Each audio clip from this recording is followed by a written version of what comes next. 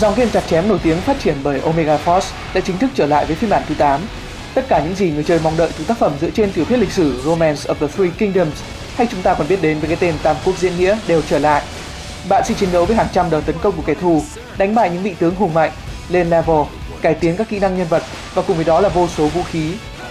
Dynasty Warriors 8 là một hậu bản đúng nghĩa, chọn hướng đi cải tiến chứ không cách tân. Sử dụng lại engine DW7 đồng nghĩa với việc không có sự thay đổi căn bản nào trong đồ họa. Các tùy chỉnh online và chế độ chơi mới là các bổ sung đáng giá kết hợp với hệ thống chiến đấu này đã mượt mà, linh hoạt hơn.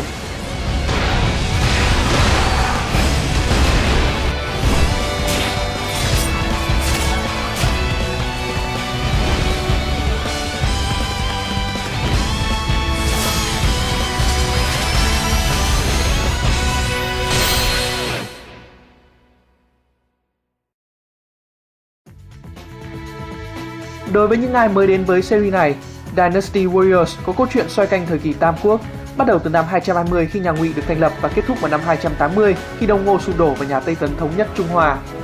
Mặc dù tương đối ngắn, nhưng đây là thời kỳ hỗn loạn, chinh chiến và đẫm máu nhất trong lịch sử Trung Quốc. Đó cũng chính là đề tài tưởng chừng như không bao giờ cạn kiệt để nhà phát hành Koei khai thác đã 16 năm nay với 8 phiên bản Dynasty Warriors. Trong khi đã có những sự thay đổi lớn trong việc tái hiện lại những tình tiết lịch sử đã nêu trên, Dynasty Warriors 8 vẫn chỉ là tập hợp trí tưởng tượng phong phú của những nhà phát triển game mà thôi. Bạn có thể nhận ra từ ngay phong cách nghệ thuật đặc trưng của phiên bản lần này. Cutscene khá cuốn hút và đậm chất hành động kịch tính. Các nhân vật phá cách với cá tính đặc trưng nhưng có thể trở nên quá lố nếu bạn đã quá quen với phong cách của phương Tây. Ngoài ra thì tất cả các vị tướng trong Dynasty Warriors đều là một siêu nhân theo đúng nghĩa đen.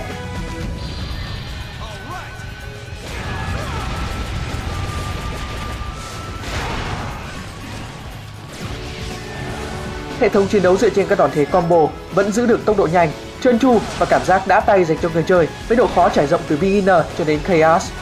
Ở những độ khó thấp, người chơi sẽ không gặp phải bất cứ khó khăn gì, thậm chí lạm dụng một nút bấm cũng có thể vượt qua được các màn trời. Thế nhưng với Very Hard, Hell và đặc biệt là Chaos, kẻ địch sẽ thông minh hơn, phản xạ nhanh hơn và tất nhiên là không đứng như bị bông để bạn tấn công như thế này. Kỹ năng mà các fan gạo cội có được từ 7 phiên bản trước giờ đây mới phát huy tác dụng. Người chơi được trang bị hai loại vũ khí chính để có thể chuyển đổi bất cứ lúc nào trên chiến trường. Mục tiêu của bạn là thi triển thành công chuỗi combo và né tránh địch thủ, lựa chọn đúng thời điểm để block, sử dụng heavy attack, chuyển vũ khí và sử dụng đòn đặc biệt là chìa khóa để thành công. Muscle attack cũng đã trở lại, đòn tấn công cực mạnh mà bạn có thể sử dụng một khi thanh muscle đã đầy. Ngoài ra, Storm Rush, một khả năng mới cũng được bổ sung khi thanh máu của quân địch đã gần cạn kiệt. Switch counter rất hữu dụng để chống lại những đòn tấn công mạnh của đối phương, nhưng việc căn thời gian phải thật chính xác. Nhưng đáng chú ý nhất vẫn là Rage Awakening. Khi thanh Rage đã nạp đầy, người chơi có thể ấn cần Analog Stick.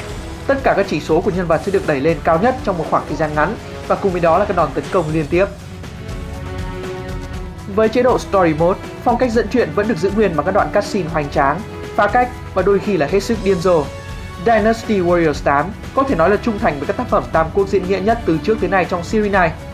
Bạn có thể chứng kiến các sự kiện làm thay đổi cục diện của cuộc chiến. Một số cho bạn thấy sự thất bại và bạn phải chạy trốn khỏi chiến trường.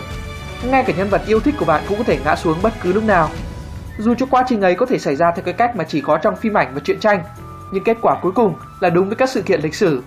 Riêng điều đó thôi cũng đã khiến phiên bản thứ 8 này khác biệt rồi. Cùng với chế độ chơi cốt truyện tập trung vào cuộc chiến giữa Thục Hán, Đông Ngô và Tào Ngụy, nhà Kim đã được Omega Force mang trở lại trong phiên bản lần này, cho người chơi cơ hội để điều khiển những nhân vật không có quá nhiều liên quan như là lá bố. Ngoài ra, Free Mode, một tính năng trong Dynasty Warriors 6 đã trở lại. Nói một cách ngắn gọn, bạn có thể điều khiển phe đối lập trong phần chơi cốt truyện và thay đổi một loạt các sự kiện lịch sử mà không phải làm theo một kịch bản đã dựng sẵn.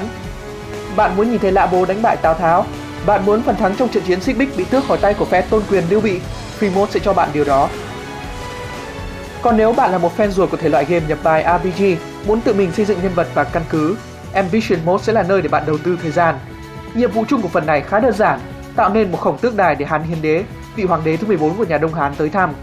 Để làm được điều đó, bạn phải phát triển các công trình như là xưởng rèn, trại lính, tăng danh tiếng của mình trên chiến trường để có thêm đồng minh, chiêu mộ các gương mặt có ảnh hưởng lớn để giám sát, làm vệ sĩ hay điều khiển chính họ nữa. Cũng là không quá khi nói rằng Dynasty Warriors là nơi để người ta phá những nút bấm trên chiếc controller. Thế nhưng yếu tố chiến thuật vẫn có thể được tìm thấy. Lối thiết kế level mang tính mở nhiều hơn và gần như là một môi trường sandbox để người chơi tự do hoạt động. Một quyết định sai lầm thôi cũng có thể đi đến thất bại. Có thể bạn nhìn thấy căn cứ bị tấn công và muốn trở về để bảo vệ, thế nhưng đồng minh trên chiến tuyến có thể đã bỏ mạng vì quyết định đó. Vũ khí cũng đóng vai trò rất lớn trong việc lựa chọn phong cách chơi. Mỗi loại đều có khả năng đặc biệt như là tạo ra sóng siêu âm, báo ảnh để tiếp tục tiêu diệt quân địch dù cho nhân vật đã chuyển sang vũ khí khác. Các fan của Xbox 360 từ xưa tới nay luôn là những người phải chịu thiệt thòi khi trải nghiệm Dynasty Warriors, và phiên bản thứ 8 này cũng không phải là ngoại lệ. Một số lượng lớn NPC đột nhiên xuất hiện và biến mất khỏi màn hình. Không hẳn làm phá vỡ trải nghiệm, nhưng cũng đủ để người chơi phải lắc đầu ngao ngán.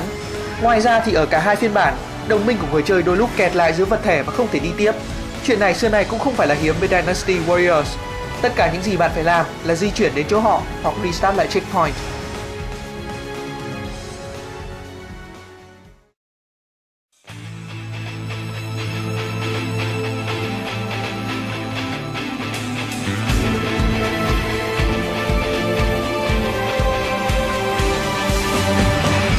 Nếu đã có ác cảm với lối chơi chặt chém nhàm chán của Dynasty Warriors từ những phiên bản trên PS2 hay PS3 gần đây, sẽ có rất ít khả năng là bạn thay đổi ý kiến đó khi đến với phiên bản lần này. Đây vẫn là một trải nghiệm mà các fan lâu nay vẫn yêu thích. Hàng loạt nội dung phong phú chắc chắn sẽ làm bạn bận rộn trong một khoảng thời gian khá dài, nhưng phải chăng đã đến lúc cho sự đột phá, cho những sự thay đổi đến từ Omega Force và nhà phát hành Koei.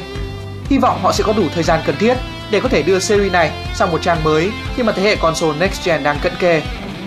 Hẹn gặp lại các bạn trong chương trình lần sau.